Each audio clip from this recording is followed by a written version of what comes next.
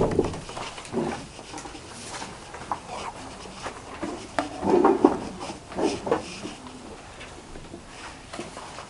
저는 학원 부원장입니다. 반갑습니다.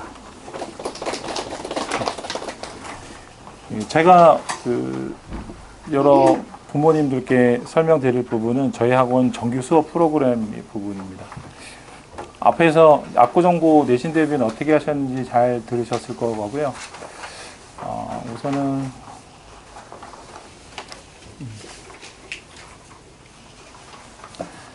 저희 학원 고1 정규 프로그램은 일단 이런 쪽으로 이제 진행이 될 겁니다. 우선은 국어 학원을 보통 이제 보내시게 되면 대체로 학생들의 경우 중학교 때는 내신 때만 주로 학원을 보내거나 아니면은 개인이 혼자 공부를 해서도 학교에 내신 대비가 가능합니다. 근데 고등학교 올라오면 거의 대부분 학원들을 보내시죠. 근데 고등학교 때도 보면 학원을 약간 이렇게 내신 때만 보내도 된다라고 생각하시게 되는데 나중에 가면 이제 조금 생각이 바뀌시더라고요. 우선 내신 시험의 출제 경향이 이렇게 크게 세 가지로 좀 잡아봤습니다.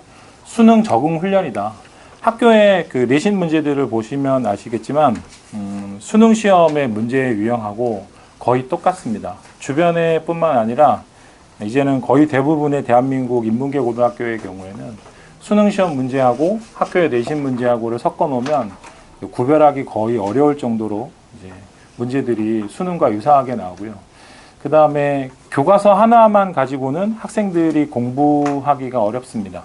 교과서를 충실히 하면 교과서 안에 있는 것들로 해결이 되던 시대는 이제 지났고요. 특히 압구정고 같은 경우에도 주변의 학교들의 경우보다는 약간 변화가 더디기는 하지만 최근에 사실 최근도 아니죠. 한 7, 8년 사이에 압구정고의 경우에도 교과서에 밖에 외부 지문들을 워낙 많이 출제하게 돼서 학생들이 교과서 밖에 공부를 안 하면 내신 대비가 거의 불가능한 상황입니다.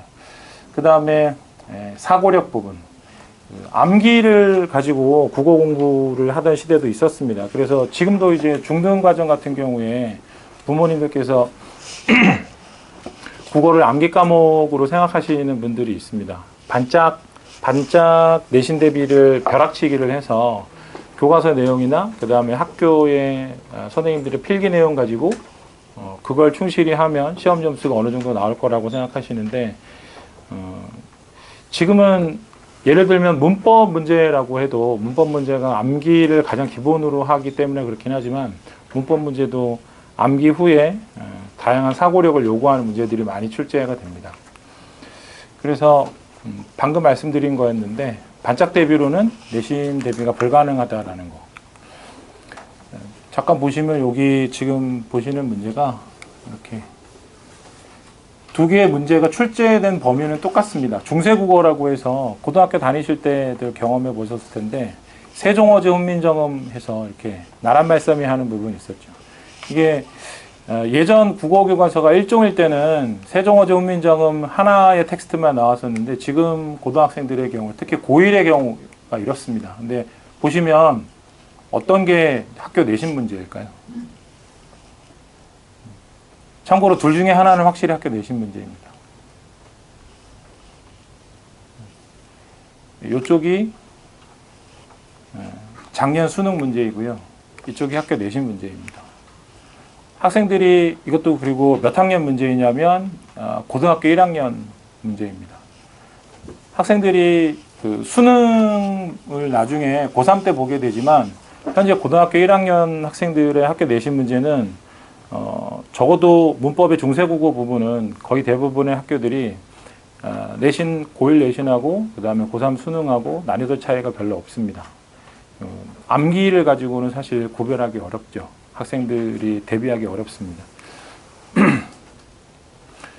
일단 그리고 이제 텍스트도 굉장히 난해하다라는 거. 우선 보면 교과서 작품은 하나인데 실제로 압구정고에서 쓰는 교과서가 비상의 박안수라는 사람이 쓴 교과서인데 그 교과서에 나와 있는 작품의 수가 하나라고 하면 학교의 시험 출제는 외부 지문은 2배 정도 나옵니다.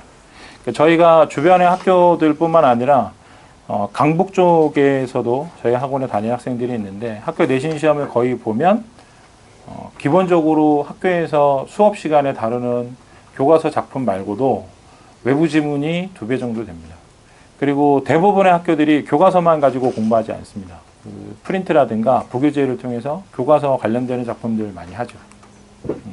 일단 이렇게 되면 학생들의 시험 난이도가 굉장히 높아질 수밖에 없습니다. 왜냐하면 교과서 하나만 공부하기도 굉장히 벅찬데 프린트나 그 다음에 기타 연계 작품들을 함께 봐야 되기 때문이죠.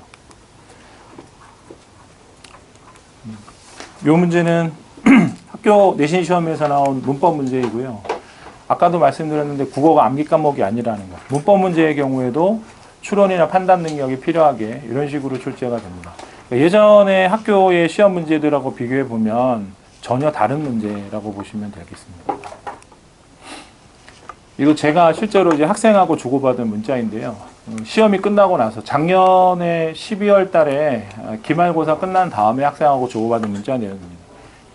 굉장히 잘하는 학생이었는데 이 학생이 문자 보내는 도중에 이렇게 중세국어 부분, 아까 보여드린 부분이 시험 범위에 들어갔었거든요.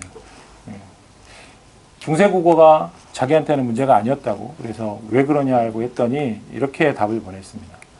앞쪽에 중세국어 문제를 시험지를 펼쳐서 푸는데 이거 다 제대로 읽으면서 푸니까 아무리 봐도 끝까지 못 풀 것 같더라. 이 학생은 참고로 말씀드리면 2학기에 1등급 받기는 했거든요. 근데 그 정도 수준이 되는 학생들도 시험지를 받는 순간 나 이거 다 못 풀겠다. 정해진 시간 안에. 사실은 학생들이 어떻게 보면 욕심 있는 학생들은 1학년 때부터 내신 관리를 굉장히 철저히 합니다. 그리고 그런 학생들이 적은 편도 아니고요. 그러면 모든 학교들마다 내부의 경쟁이 굉장히 심합니다. 선생님들은 어떤 식으로든 학생들의 등급을 구분해야 되는데 내부 경쟁이 심해서 학생들이 너무 많이 이제 과다 경쟁을 하게 되면 등급을 나누기 위해서 선생님들이 처음에는 문제를 어렵게 출제를 합니다. 근데 어렵게 출제를 해도 성적이 잘 나오는 학생들이 꽤 많아요. 모든 학교들이 거의 대부분 그렇다고 보시면 됩니다. 그럼 이제 선생님들이 나중에 가면 어떤 방법을 쓰게 되느냐? 아까 말씀드린 대로 외부 지문을 많이. 대표적인 학교가 여기서 거리는 좀 멀지만 한대부고 같은 경우가 그렇습니다. 한대부고의 경우에는 지난번에 작년의 경우에 한 학기 중간고사의 시험에서 외부 교재로 현대시를 50편 넣습니다. 그러면 학생들의 공부 분량이 어마어마하게 많아지는 거죠. 근데 그렇게 해도 등급이 등급 구분이 안 되는 경우들이 있습니다. 그러면 이제 마지막으로 쓰는 방법이 뭐냐? 시험지에 학생들이 제 시간 내에 다 못 풀도록 구성을 하는 거죠. 어떤 학교의 경우에는 시험지가 12페이지가 넘어가는 경우들이 있습니다. 수능 시험이 80분에 16페이지거든요. 근데 수능 시험지는 지문과 문제지의 간격이 굉장히 넓어요. 근데 학교 시험지는 굉장히 빡빡합니다. 근데 12페이지고 그 다음에 문제 하나마다 보기의 문장이 5개 이상씩. 그러면 학생들이 시간을 이제 아무리 빨리 풀어도 나중에 하면 다 못 풀게 되겠죠. 어떻게 보면 좀 불합리하다고 할 수도 있지만 모든 학생들에게 똑같이 주어지는 조건이기 때문에 시간이 모자란다고 해서 학생이 불평할 수는 없겠죠. 시간도 어떻게 보면 난이도를 구성하는 요소 중에 하나라고 볼 수 있습니다. 아까 저희 최영 팀장님 얘기하셨겠지만 압구정고 학생들의 경우에 문제풀이 보강을 별도로 수업 진행을 하십니다. 그 가장 큰 이유가 이것 때문입니다. 학생들이 알고 있어도 시간 안에 못 풀면 결국에는 학생의 성적은 제대로 나오기 어렵기 때문입니다. 1학년 때 되면 제일 첫 번째 이제 말씀하시는 게 뭐냐면 우리의 문법을 잘 못한다라고. 그래서 저희가 정규 프로그램에 문법 수업은 좀 강화를 했습니다. 5개 과정에 그 다음에 여름 하나 과정까지 해서 전체 6개 과정으로 문법 수업을 합니다. 왜 이런 말씀을 드리냐면 저희가 작년까지는 전체 프로그램의 정규 수업을 3개 파트로 나눠서 문법, 그 다음에 비문학, 문학 3개 파트를 다 똑같이 진행을 했습니다. 근데 올해부터 저희가 비문학 수업의 경우에는 방학 동안만 하는 걸로. 근데 문법은 어떻게 보면 학생들이 문법의 경우에는 문법이 나오는 부분만 하면 된다라고 생각하는데 그렇지 않습니다. 문법이 모든 학교에 중간 기말에 다 나오고요. 그 다음에 교과서의 분량으로 보면 문법 분량은 전체 4분의 1이 채 안 됩니다. 그런데 실제 시험에서는 절반 정도를 차지하거든요. 그래서 문법 부분은 수업 강화를 좀 하고요. 그 다음에 교과서는 나중에 자녀분들의 교과서를 이제 보실 기회가 있으면 아시겠지만 그렇게 어려운 내용이 들어있지 않습니다. 근데 시험은 대단히 어렵게 나와요. 그 교과서가 3년 전에 개편이 되면서 교과서 내용이 문법 부분은 간소화됐습니다. 근데 교과서는 간소화했는데 시험은 더 어렵게 나와요. 그래서 간소화된 내용만 학생들이 마스터한다고 해서 문제를 풀 수 있는 게 아니어서 저희들의 수업 목표 수준은 학생들이 수능 기출 문제도 풀 수 있도록. 근데 이게 과한 목표가 아니라는 거는 아까 기출 문제를 보셔서 아시겠지만 학교의 문법 문제의 수준이 이미 수능 수준에 올라와 있기 때문에 어떻게 보면 이게 당연한 목표라고 볼 수 있습니다. 교과서 수준 넘어서 수능 문제 풀이가 가능할 때까지. 제일 많이 물어보시는 거죠. 교과서 외부 문학 지문을 어떻게 하느냐. 그러니까 주변의 학원들 보면 다양한 방법으로 대비를 합니다. 교과서 외부의 문학 지문들을 대비하기 위해서 어떤 방법을 쓰느냐. 저희하고 경쟁하는 학원들의 경우에는 특별한 어떤 학원은 굉장히 많은 양을 시험 대비 한번 하는데 그 학원은 한 300작품 정도 학생들한테 준다고 하더라고요. 제 생각에는 그렇게 하면 학생들이 다 소화할 수 있을지 약간 의문스럽고요. 원론적인 이야기지만 어떤 작품이 나오든 학생들이 기본적으로 감상 이해를 할 수 있는 쪽으로 수업을 진행하는 게 맞다고 생각이 들고요. 그래서 일단 독해 능력을 좀 기본적으로 길러야 됩니다. 근데 아까 말씀드린 그 학원은 한 번에 뭐 300개 정도 한다는데 고1 연간 250회 작품이라고 여기 말씀드린 건 뭐냐면 시중에 나와 있는 고1 국어 교과서의 작품 전체를 다 했을 때입니다. 그러면 한 250개 정도 된다라는 거죠. 저희가 문학 교재를 학원에서 어떻게 구성을 할 거냐면 압구정고반의 경우에는 압구정고 교과서를 기본 바탕으로 한 문학 교재가 따로 나갈 겁니다. 그러면 그 문학 교재에 일단 압구정고의 모든 교과서 작품은 다 들어갈 거고요. 그 다음에 중요 기출 문제와 연계되는 외부 작품들도 들어가게 될 거고, 그 다음에 저희가 예상하는 예상 작품들도 들어갈 겁니다. 네, 그렇게 해도 학생들한테 저희들이 소개할 수 있는 작품에는 한계가 있고, 그 다음에 거기를 벗어나서 작품이 출제가 될 겁니다. 그러니까 학교의 선생님들이 요새는 이제 어떻게 하시냐면, 예전에는 학교의 수업 시간이나 자습 시간에 학원 문제집을 풀면 선생님들이 뺏었습니다. 그리고 어떤 선생님은 왜 그러신지 모르겠는데 뺏어서 시험 끝나고 돌려주신다고. 근데 요새는 안 그러세요. 오히려 학생이 어떤 학원의 문제를 풀고 있으면 오셔서 이건 어느 학원 거니? 나 좀 봐도 될까? 거기에 나와 있는 작품 빼고 낸다고 하시더라고요. 어떻게 보면 이렇게 꼬리에 꼬리를 무는 두뇌 게임인 거죠. 그래서 저희도 학원의 교재에 실어놓은 작품들이 학교 시험에 다 나올 거라고 장담하지 않습니다. 그리고 학생들의 경우에도 내가 이 학원을 다니는데 이 학원 수업 시간에 선생님이 나온다고 한 작품이 다 나올 거라고 믿지도 않고요. 근데 학생들이 불만 없이 학원을 다니는 가장 결정적인 이유는 뭐냐면 어떤 작품이 나오든 대비할 수 있는 기본적인 능력은 배양을 해놓고 그 다음에 시험 보기 직전에 학생들에게 어느 쪽에 포인트를 잘 잡아주느냐. 그리고 뭐 이런 말씀 드리면 되게 우스우시겠지만 시험 보기 전에 학교의 선생님이 볼 수 없는 자료로 학생들에게 이런 게 나올 거야. 그 다음에 이제 두 번째는 아까 말씀드린 교과서에 맞춘 문학 수업을 할 겁니다. 압구정고 교과서는 압구정고 학생들만 쓰게 되겠죠. 교재는. 기본적으로 그 다음에 세 번째는 비문학 수업인데요.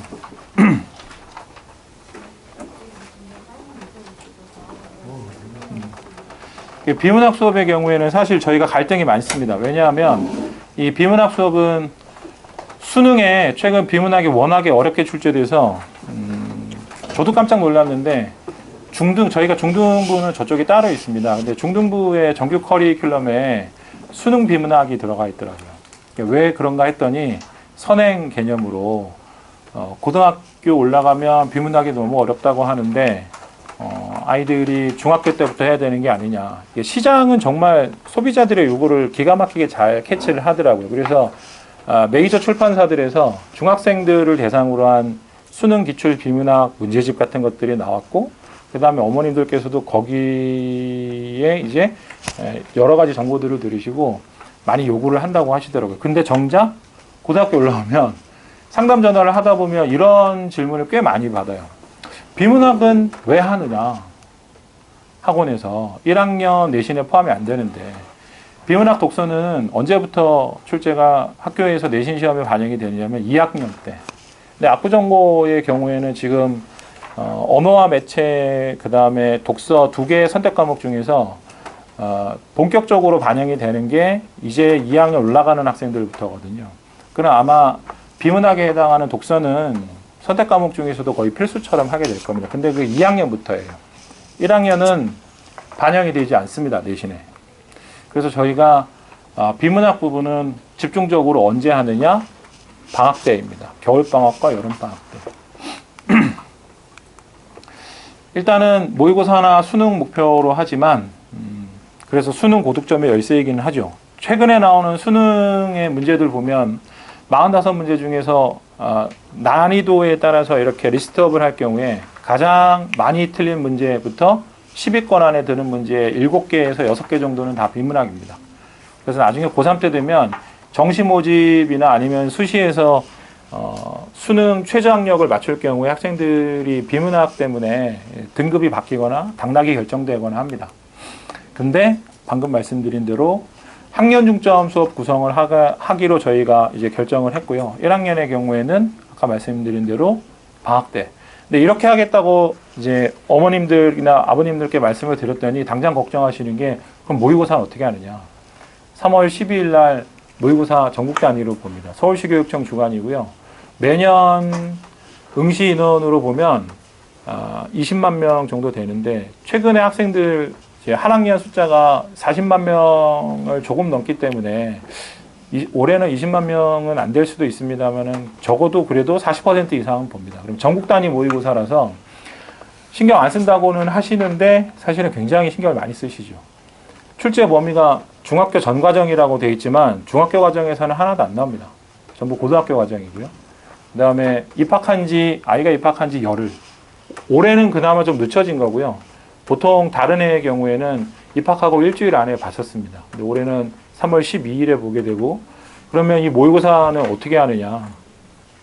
그래서 비문학의 경우는 저희가 학원에서 모의고사 숙제가 매주 나갑니다. 지금 아까 잠깐 문자에 뭐 왔을 수도 있는데요. 그 문자를 저희가 학원에서 예시로 이제 2가지 보내드렸을 겁니다. 혹시 왔는지 모르겠는데요. 하나는 보시면 그 학교의 내신 성적 분석이고요. 저희 학원의 로고가 워터마크로 들어가 있는 것은 이제 내신 성적 분석입니다. 학교의 내신 시험이 끝나면 그날이나 그 다음날 저희가 이렇게 성적 분석을 해서 보내드릴 겁니다. 왜 보내드리느냐? 시험 끝나면 바로 전화 주세요. 저희 학원으로. 그래서 누구누구 엄마인데 누구누구 아빠인데 아이 시험이 어땠나요? 그러니까 저희는 솔직히 그거보다 더 궁금한 질문이 있습니다. 근데 애가 시험은 잘 봤나요? 근데 안 알려주세요. 저희한테 전화하시는 이유는 딴 거 없습니다. 애가 몇 점이라고 하는데 어려웠나요? 쉬웠나요?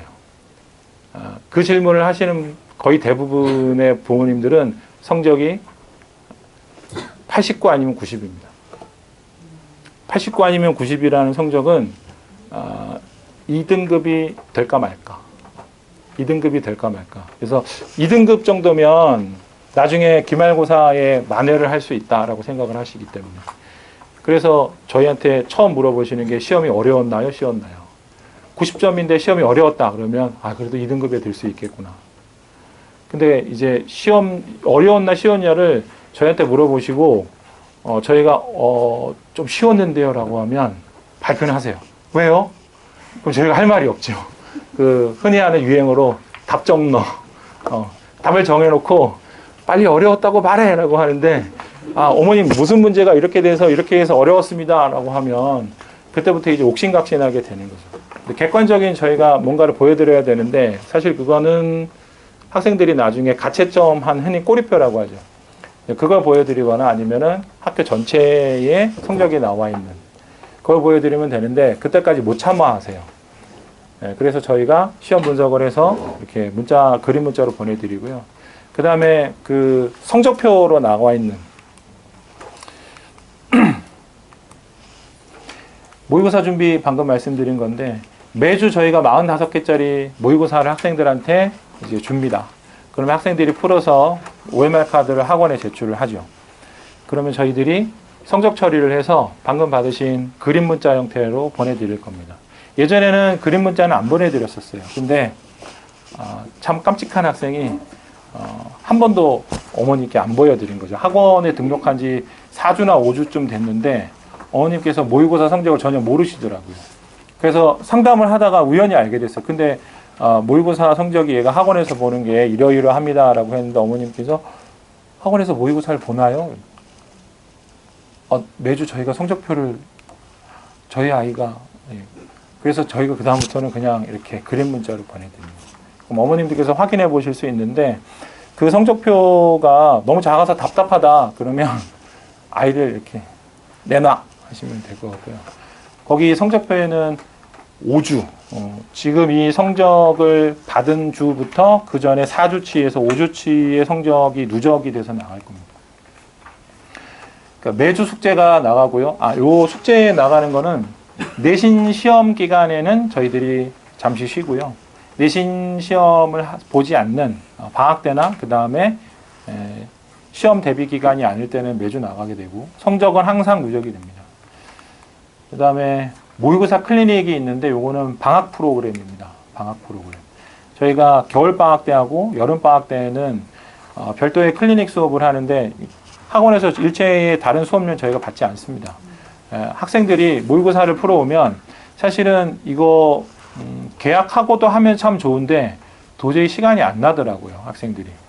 그래서 방학 때는 저희가 어떻게 하냐면 가령 6시에 수업을 듣는 학생이면 5시에 학원에 와서 1시간 동안 모의고사 해설 강의를 듣는 겁니다.